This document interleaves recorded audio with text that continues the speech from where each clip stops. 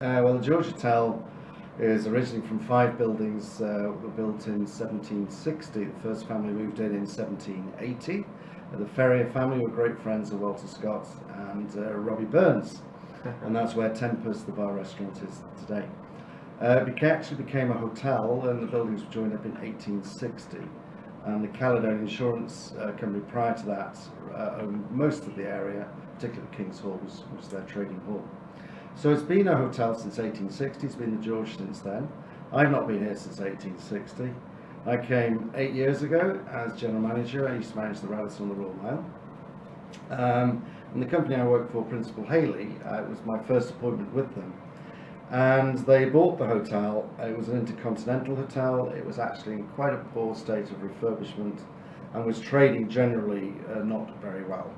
So Tony Troy's the chief executive, took me from the Radisson and brought me here, as I say, 8 years ago. We went into a period of refurbishment, and that basically started in January 2006. And by the time we completed all areas, it was we were more into 2008. No, we stopped refurbishing during the peak seasons because that's when we make some decent money. And then the final thing was to open the 50-bedroom extension, which we opened in 2009. So that's the history of the hotel. I have to say, we're in business for one thing, and that's to make money.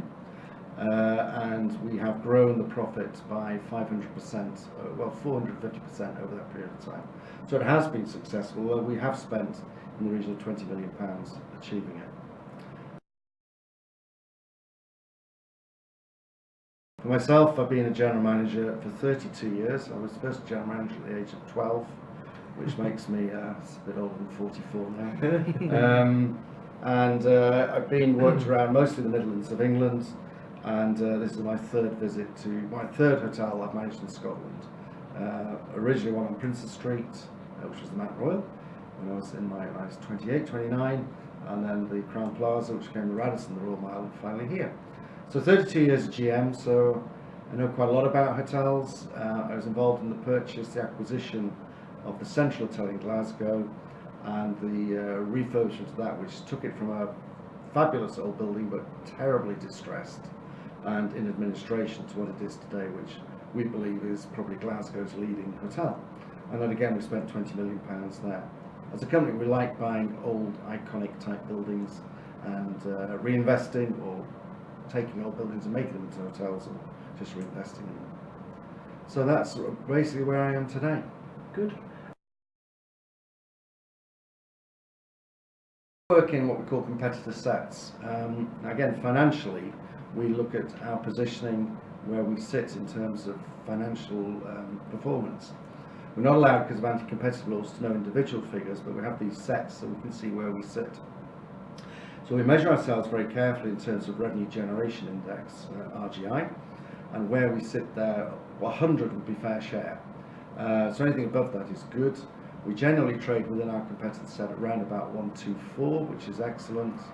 And of course, once you start achieving that, there's an expectation you'll never go below that. So at the moment this year, we're more like 134 for the year to date so far. So again, we're in a strong position.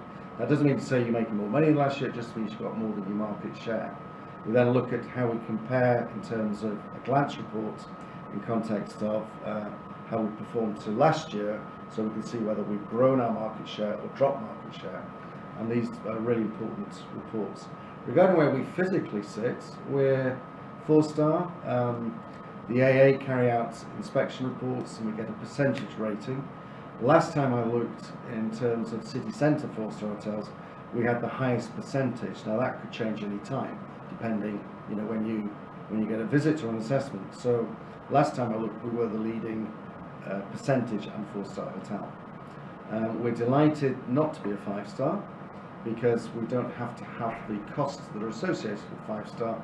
However, we can nip at their markets and duck and dive a bit. It's good fun. When their rates go up, we can get on their shirt tails and go for the ride and steal some market share from them. We also, in our competitor set, we have several competitor sets. We also belong to a 5-star set, so we can see how we perform in that. And in actual fact, I would anticipate we should be around about 0.85 or 85% of market share. We actually trade between 98 and 102, which is great because it means we are actually achieving a 5-star level of revenue generation. And are there any 5-star hotels in Edinburgh? Oh gosh, yes, there's lots. There's lots. I mean, you just got the which the Caledonian is now the Waldorf. That's had a major refurbishment. It's 5-star. You've got the Sheraton, which is another hotel very close to it's close to the ICC and very close to the Waldorf, the old Cali, and they just had a major refurbishment. So these are 2 leading 5-stars. The Balmoral, which in the old days was the North British Hotel, that is a fabulous old lady, and is a very good 5-star hotel. Plus then you've got the Scotsman, the Glass House, so there's quite a few 5-stars here. So what type of customer would come to this hotel? We monitor and review the demographics of our clients quite carefully, because we need to understand them to understand where we'll do our marketing and where we'll pitch for sales. So over a year, our business to leisure guest ratio is 50-50. It's more or less spot on. Changes from month to month, because obviously as we get into the summer, you increase your tourism, building up to August, which is the biggest tourist month, obviously, with the festivals. But in January, most of your business is commercial, is business tourism. So it splits, for every year it's 50-50. The actual demographics, the UK is our largest client. Most people coming from England because of the business up here, really, and the tourism. Plus there's a lot more people in England than there are in Scotland. Our international market is still American-led. North Europe is getting stronger, Southern Europe is getting weaker because of the problems. We are seeing growth from Brazil and India and China, and Japan's holding. Now these growths are percentage-wise quite high, but in terms of actual number of visitors it's still not that high. But they are areas that as an industry, we can't as an individual hotel, but as an industry we need to market harder in these growth areas. Regarding the hotel, is made up of 249 bedrooms, 8 meetings and conference rooms, the largest being the King's Hall, which is a beautiful room which was created in, I think it was 1824. And we've got Tempus, which is the old house the Ferrier family used to live in, which is our really a sort of George Street, what I call a retail bar and restaurant. And the demographics of that are different to the hotel.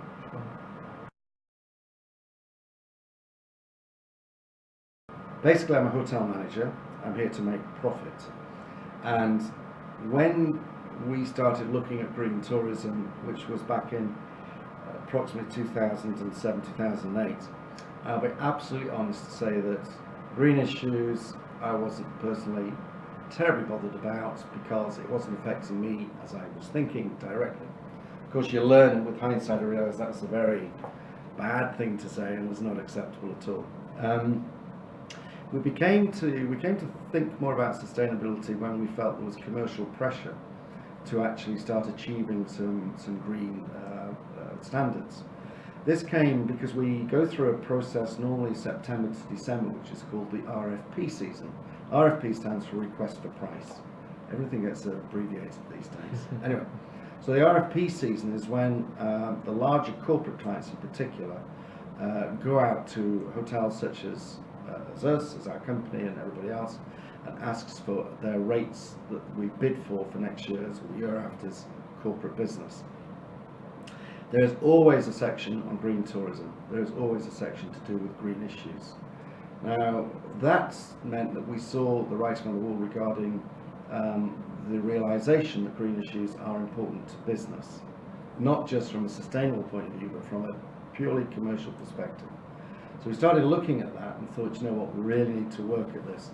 We're also increasingly becoming aware of waste management, how we were probably not splitting our waste, how we've got a lot of landfill, and then you learn through the press and through media that landfill is not sustainable. So you begin to take more of an interest. And we started that back in, it's not that long ago, 2008 I guess it was. So then we started thinking, well, what is sustainability? And again, I thought green tourism would just be about splitting waste. End of. So that was it. And of course, how naive was that? It's a huge topic. And we've worked very closely with the Green Tourism Business Scheme over a number of years, and worked really hard for the first 18 months and achieved a silver standard, which was not something I was happy with, because as I say to people, who came second in the Premiership last year? No one remember, I can. It was Manchester United, my team. Never mind. Normally you don't remember who comes second. You only remember who comes first and who comes last. So I tried to convince the GTBS to award us gold, but we got silver. Anyway, we come back and we revisited in 2011 and got the gold. We've just had our assessment a few weeks ago, and we've been assured we'll get gold again, although that can't be confirmed until it's confirmed. But we have increased our percentage score, so it would be mighty strange not to get gold. And what we have learned from that is this is not about just waste management, this is the whole package. It's about having an integration of social and environmental strategies. And again, when I started in this, I thought, what on earth is social strategies got to do with business? And of course it has. I mean, we play our part in charities, schools, this project, if you like. We work a lot with outside bodies. We help clear weeds and rhododendron bushes. And actually, the benefit of that is that we're actually doing a job for the community and the environment, but it's actually team building for the people who work here as well. So we have a lot of fun with it. We don't make it a job in the hotel. It's not, you'd be beaten to death if we don't achieve this. We might slowly die with a few cuts. No, I'm joking, but seriously, it's something that we are very passionate about now. And you know, it's important to measure all these areas because they all play their part. And there's a great deal of parts to sustainability and green tourism. So how much of this was down to your motives and your interest and enthusiasm? Yes, leadership has to come from myself, but if it becomes a one-man job, that's not sustainable. You'll end up having some sort of breakdown. So you cannot be a leader in isolation. I think it's probably called a dictator, isn't it, or something? But so you need a team of people who will help you drive it. You have to lead that team, and we use a lot of analogy in terms of culture about what's the difference between a manager and a leader. And quite simply, we believe a manager has to push and push, whereas a leader can pull. So we would rather pull our people through this than push, because pushing is hard work. As I get older, I realise it's easier to pull something than it is to push. So, you know, I have to lead it, but I have a great team of people around me. And it's not compulsory. We select people who want to be part of it. I'm very fortunate that, in particular, my HR manager and my chief engineer and a few of the colleagues who work on the shop floor, so to speak, are very passionate about green issues. And you know, we have done well with that, but it is about the whole box of tricks that go with it.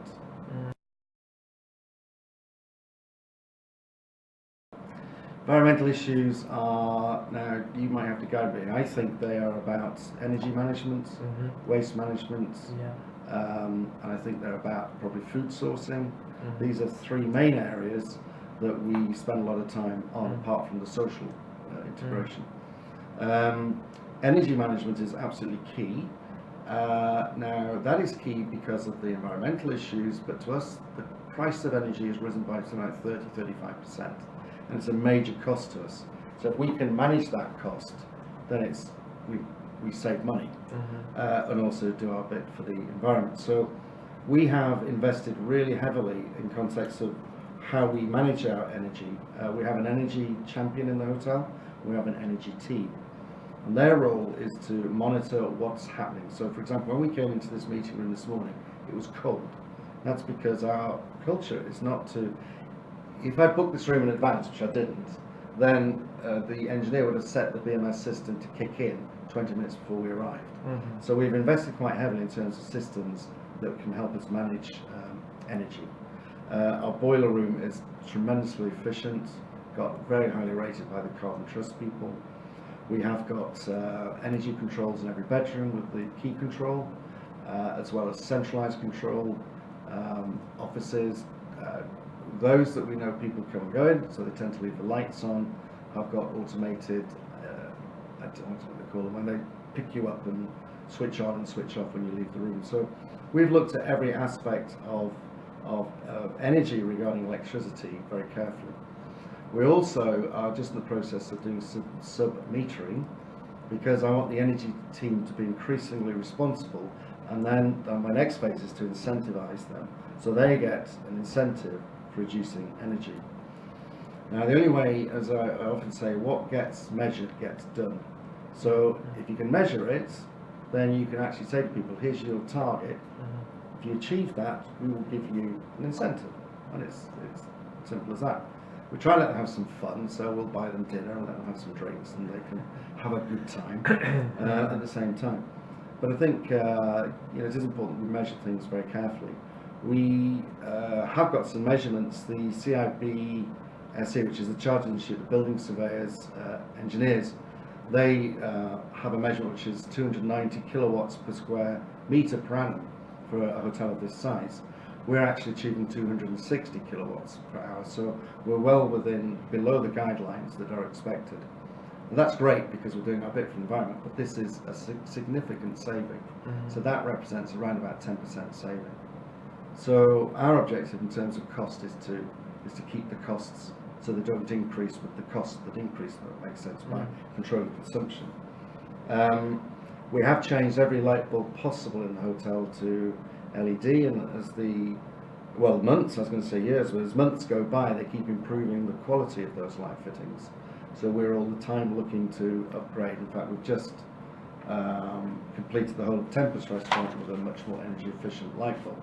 But we have to balance the commercial viability and what we are what our business is as a luxury hotel against what it looks like. So going back a year or two, the quality, or even less, the quality of the lamps was not sufficient enough to actually give us the right ambience that we want, the right environment that we want.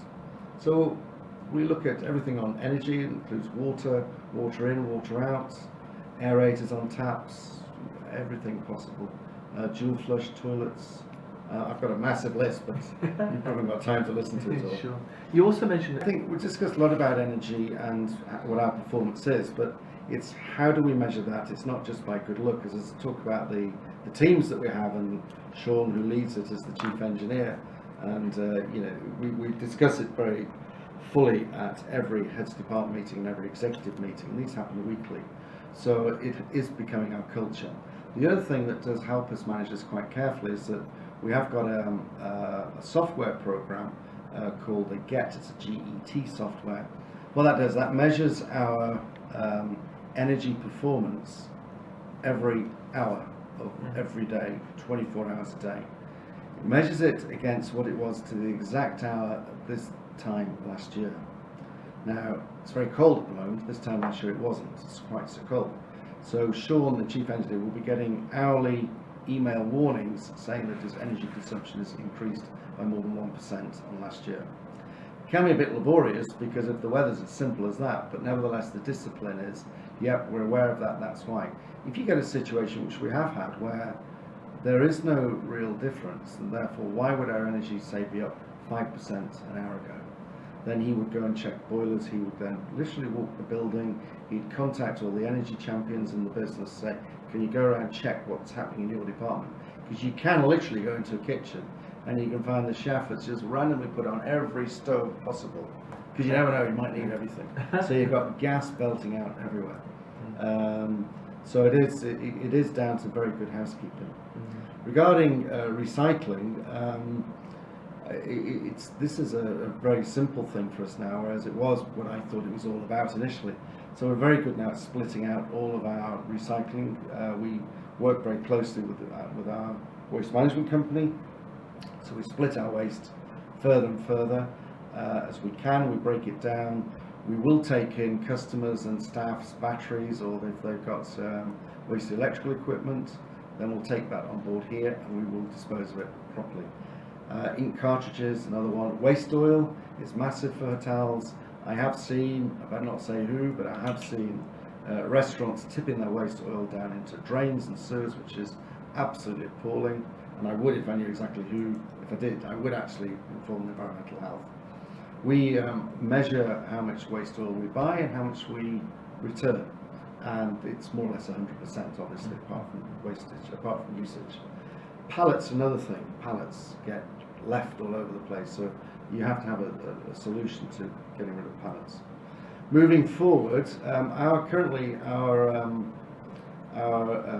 recyclable wastage or recoverable wastage represents around about 67%. Our target is to get to more like 97%. We will achieve that once we put in food composting, and that has to happen in Scotland, I believe, by January 2014. We've not done it yet because this comes back to the commercial arguments. At the moment, it's expensive. We are aware that it will be a law, therefore we already know there's a lot of activity from suppliers who will take it on, and we're going to wait until the price gets to a level that we're happy to go with. So we have to get a balance between commercial reality and environmental issues. If that wasn't going to happen, by the way, we would food compost because I wouldn't allow it to carry on. So there are many drivers, and yourself as a driver, but you also mentioned that the law is changing and regulation, and also the Green Tourism Board. What would you say would be the key drivers? What would make you want to recycle more, for instance? I don't know what would make me want to recycle more. I think we are at that commercial level now that we're happy with. I think we are genuinely committed to as a challenge to actually increase our recycling and to achieve 100% if we possibly can, and to understand how we achieve that, and to look at carbon footprints and start to take this a lot further regarding the whole carbon emissions as well as green tourism. I think we're at a point now where we are excited by what we can do rather than purely commercialism. And looking around at your competitors or other businesses, where would you say they sit? I think we are ahead. I can't remember the figures, but John Proctor from Green Tours, GTBS, did tell me how many hotels similar to us have got this award, and it's not as many as it should be. There are many, as the whole of our company, all our hotels are registered for Green Tourism. It's being registered is a great start, but it's getting yourself to bronze, silver, gold that's important. And certainly all our hotels are aiming for that. Now within the city, I don't know the answer to the question. I do know, and I think it's important, that whenever we go out with an RFP, whenever we are asked for a proposal, be it for a banquet or a wedding or whatever it might be, we always attach into that proposal a promotion about green tourism and the fact we've got gold. I believe it does give us a competitive edge. I think it's very important that we can sell the idea that we have got this, and I do think increasingly that businesses or people wanting to put business into our hotel or another hotel, and if it comes down to the hotels are identical, the standards are the same, the price is the same, if you've got the gold award, then you should get the business. And certainly when I'm following on sales inquiries, I always talk about it, and people go, that's good, that's interesting, and it has to give us a competitive edge. So do you believe that an actual customer, someone who come into the hotel, would value that, or is it important also for partnerships with other businesses or suppliers or other stakeholders? It certainly is, because we are increasingly now talking to suppliers and actually delisting suppliers who do not want to be part of our green tourism. The GTBS will assess our suppliers, and if we have got suppliers for food or toilet paper or coffee or wine, whatever, the more we can do that is environmentally friendly or fair trade, the better it is for the award, but also the more we're doing for the environment. So, and it's, for example, on the food side, this is really important. Recent issues that you'll be well aware of mean that traceability is massively important. And I'm delighted to say that we have been very, very strict with our traceability for a number of years, for as long as I've been around, let's put it that way. But I think certainly in the last 3 or 4 years, we are increasingly concerned and interested in full traceability. We as a company, and I wholeheartedly support the company, would not buy from a trader unless we had full traceability, which is really important. And have you got any customer feedback on that matter, whether customers actually value, when they look at the menu, they know where the fish has come from, or yes, I mean we traceability for us not only means where's it from, but also what is the whole husbandry of the animal. You know, we understand the husbandry of the beef we get from Ballandalach, of the smoked salmon we get from Loch Fyne or Loch Stewart for our other salmon. So we understand these things, Promis for our burgers. So we have to understand the husbandry of where these animals are reared or fish are bred, in order to be confident that we're happy to sell them. We can identify with our salmon, for example, obviously when they arrived at the hotel, what temperature was the van they were delivered in, what temperature were they stored at, how long they've been stored, what temperature were they cooked at. We go right back to what was their last meal, when did they have their last meal, when were they killed, etc. So we have tremendous traceability, which is very, very important to us. The other thing regarding, I guess, traceability probably does cover this, is that where do we source our food from? I think it's amazing to listen to the press recently about horse meat or meat coming from all over Europe in order to go into a processed package. I mean, why can't that be UK? I don't understand. I don't understand how lorries going up and down Europe delivering bits of meat that have been blown off a horse somewhere are acceptable. I just don't get it. So is local sourcing important? Local sourcing is very important, and certainly we are seeing quite a significant move from customers to recognise the local sourcing. So where we see it's an issue, wherever we can, we will locally source. And we make a point of it on our menus to explain, or to at least put a name to it so people see it's Ballandalach or it's Buccleuch beef or whatever it might be. Yeah. So people are happy knowing it's from Scotland, if you like, and understand that it's a quality statement as well. And we've not got lorries going all over Europe, or we're not, you know, we are concerned about the whole carbon footprint as well. And do you think public perception has changed over the years on that matter? Definitely. Yeah, without a shadow of doubt. The public do understand it. I think increasingly now become increasingly aware. And I think they have high standards. I think people, you know, do expect this now. And I think establishments that don't deliver it will start to feel it. They're probably already feeling it, but you know, the customers do demand it. And who controls your supply chain? Who would you say would be in control? Who owns the supply chain?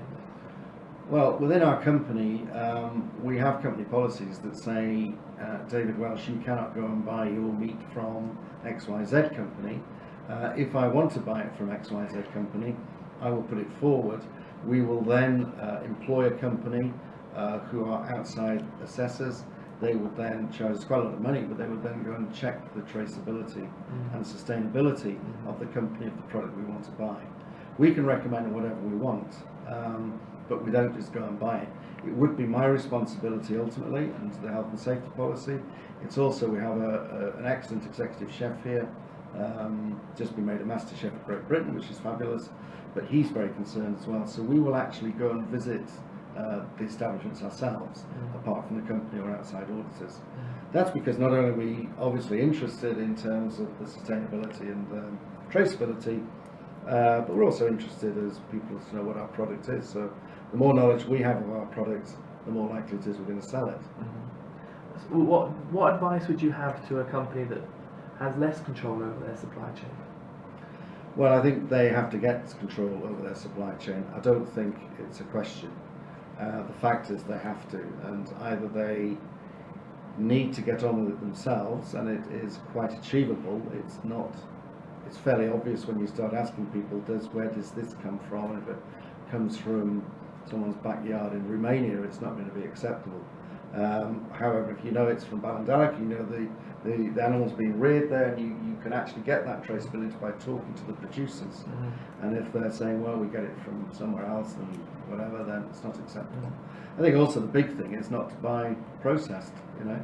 I mean, you should not, well, I say you shouldn't, I mean, I'm not going to preach, but we certainly wouldn't buy anything that comes in a package full of chemicals. What confuses the students quite a lot is that you can buy some meat which is 20 miles away, and the meat that comes 1,000 miles away is cheaper.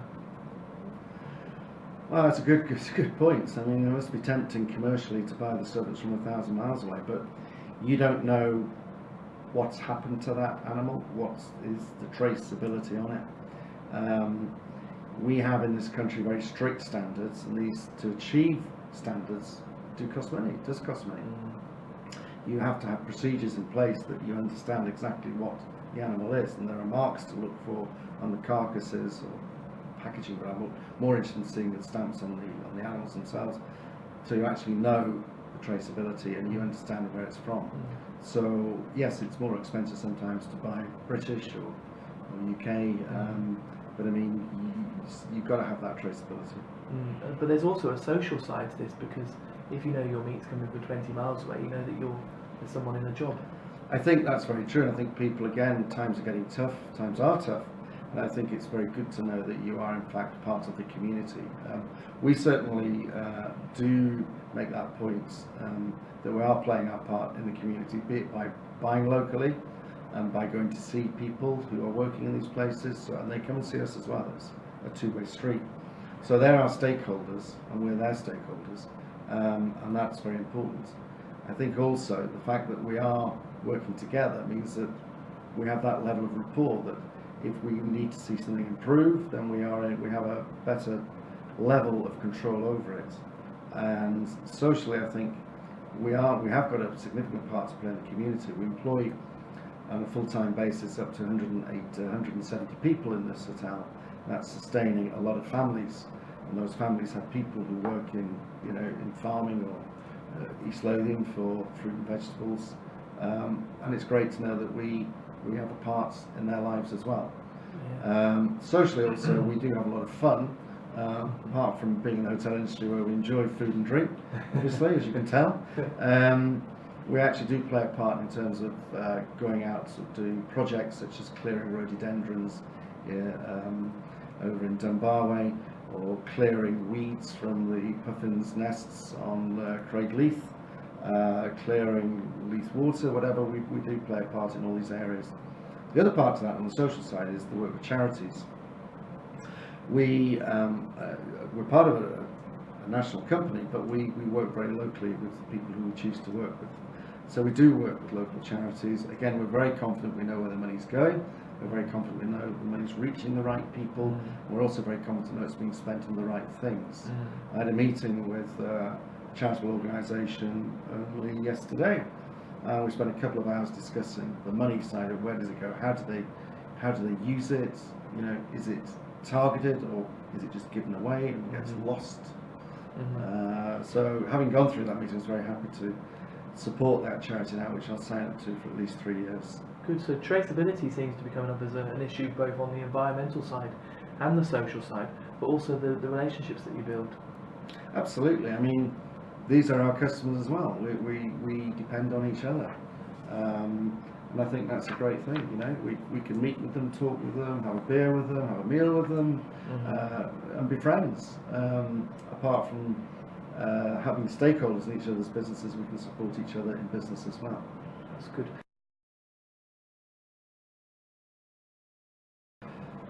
Three main benefits. Okay, I would say that one is definitely to measure our contribution to environmental issues. So we can see that we are reducing our waste, we can see that we are controlling our energy as demands for energy goes up, so you have more swimming pools in hotels, more air conditioning, but if you can actually control that by it not increasing, that's important.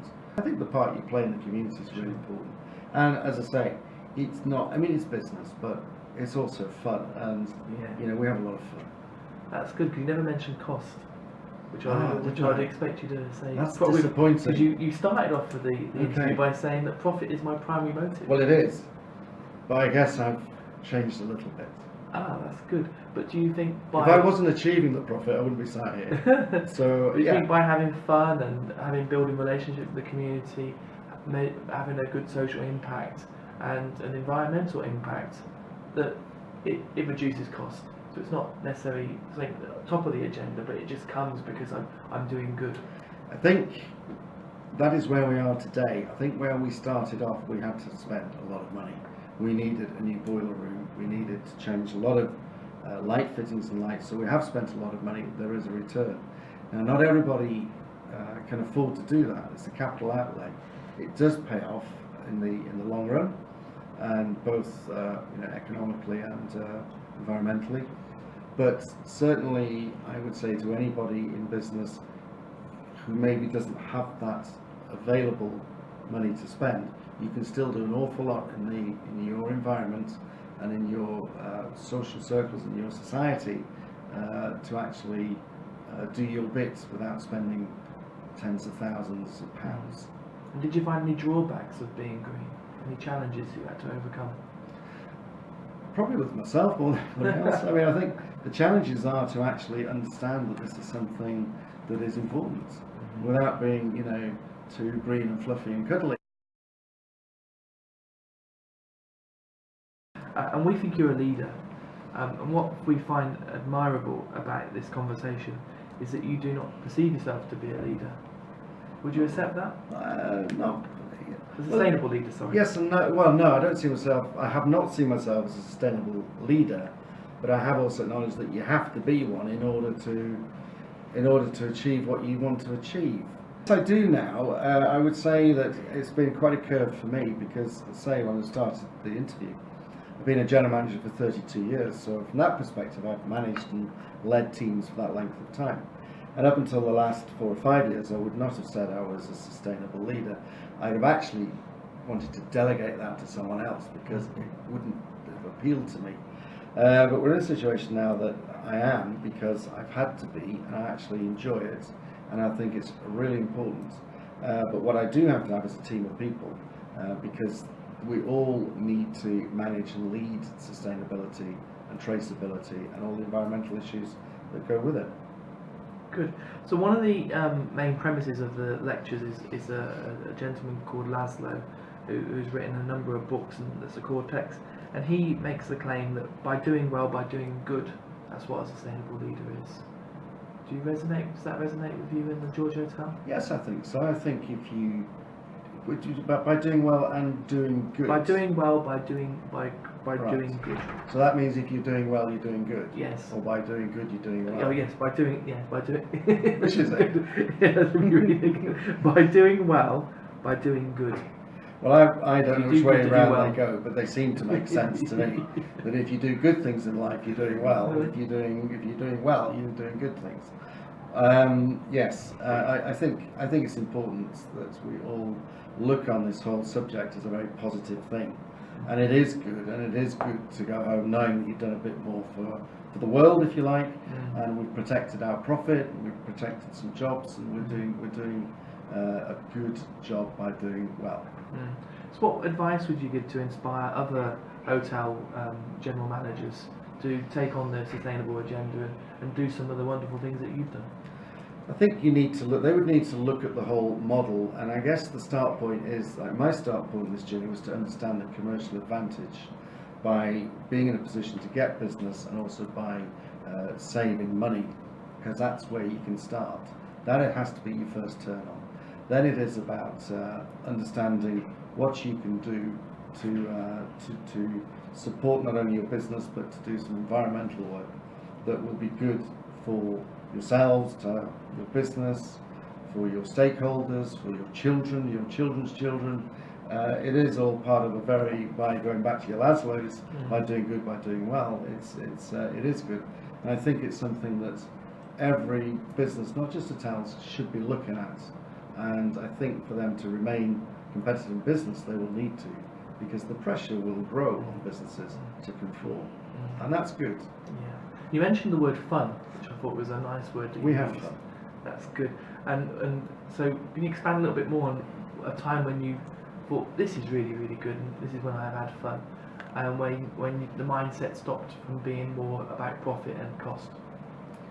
I think when you start to consider what the Green Tourism Business Scheme expects you to deliver on their social, what I call the social integration bit of it, which you think, oh my God, got to do a charity dinner, need to have charity events, and we need to go and take out weeds and do things for the community. all appears a bit sort of laborious at the time, but when you actually start getting people together and you're sitting in a van with your wellies on and your spades and maybe having a glass of champagne or two at a charity dinner, you actually realise you're having a lot of fun. And then it's great team building, and that's not me being a leader, but sometimes you do have to push it. Sometimes not everybody wants to participate, and it's true, not everybody does, but you do have fun with it. You then promote it by having lots of photographs in the staff canteen, so everyone can see why they had fun. Newsletters, so we promote the fun side of it, because hotel work's quite tough, and if you can have some fun with it, then you know it makes life a lot better. Some managers often say that it's about box ticking. What would you say to those? I would agree. It started off in life with me as ticking a box, and I thought that's why when we first went to GTBS, I said I want gold, I don't want anything less than gold, I wanted to tick the box. They quite rightly didn't give us gold, they gave us silver, which was still a great award, but we didn't tick all the boxes, and as we learned, this was not a tick box exercise. There's absolutely no point being part of something when you just wait for your assessment to come around every 2 years and then go hell for leather to try and achieve it. You have to, that's sustainable, you have to be doing it all the time. It has to be your culture. And culture is perhaps the most difficult thing to achieve, a change in people's behaviour. And like my culture, my behaviour has changed to green tourism and everything it embraces, and I'm now a complete advocate of it. In the past, no, I wasn't. So it's changed my behaviour, and I think my role within the hotel has been to develop people's culture and their behaviours to accept what we're doing. And in fact, if I said to the team today, let's stop doing it because I'm bored with it, let's go and do something else, I think I'd have a major problem with the staff in this hotel.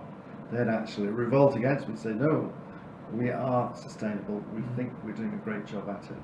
So would you say that you bolted on sustainability and you did this, you did that, you had some products, you looked at some of how the towels were arranged and those different things, and now you say you embrace and you embed sustainability from within? Absolutely, and it's not something you stop looking at. The pens that we put in conference rooms now are from recycled plastic. It's another little step. Dave Beresford, who's now Sir Dave Beresford of the British cycling team, the Sky cycling team for the Olympics, said, I think it was 2003, if everybody does 1% better, just 1% in our cycling, we will win gold. And look what he achieved. And that's my philosophy in this business. If we all do 1% better, we will achieve.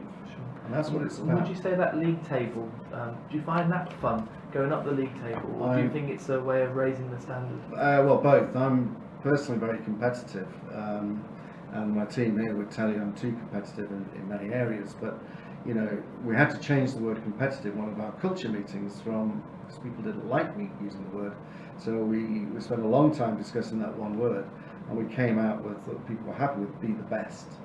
To me that's competitive, but anyway, we agreed that we would aim to be the best at everything that we do. Doesn't mean to say we achieve it all the time, but we aim to be the best.